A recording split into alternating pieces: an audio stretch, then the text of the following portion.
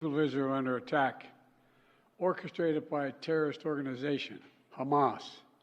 In this moment of tragedy, I want to say to them and to the world and to terrorists everywhere that the United States stands with Israel.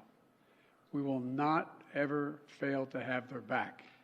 We'll make sure that they have the help their citizens need and they can continue to defend themselves.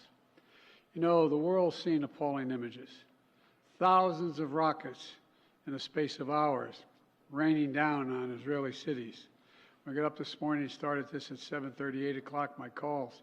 Hamas terrorists crossing in Israel, killing not only Israeli soldiers, but Israeli civilians.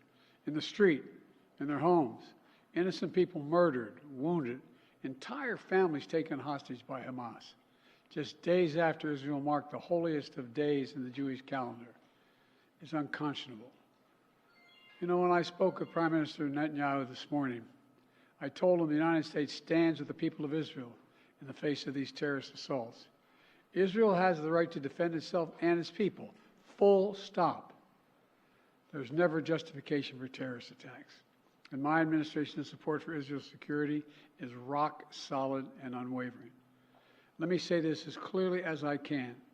This is not a moment for any party hostile to Israel to exploit these attacks to seek advantage. The world is watching.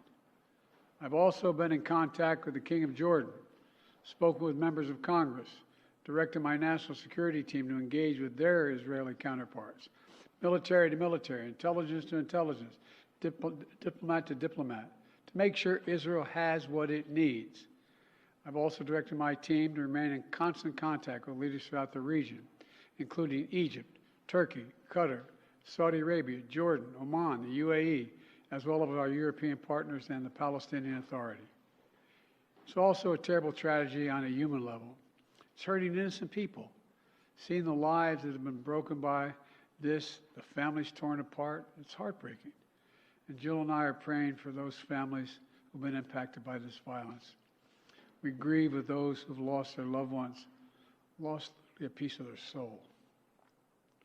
We have hope for swift recovery for many who have been wounded. But we're going to remain in close touch with Prime Minister. I personally am going to remain in close contact with Prime Minister Netanyahu as this situation continues to develop. And let there be no mistake, the United States stands with the state of Israel, just as we have from the moment the United States became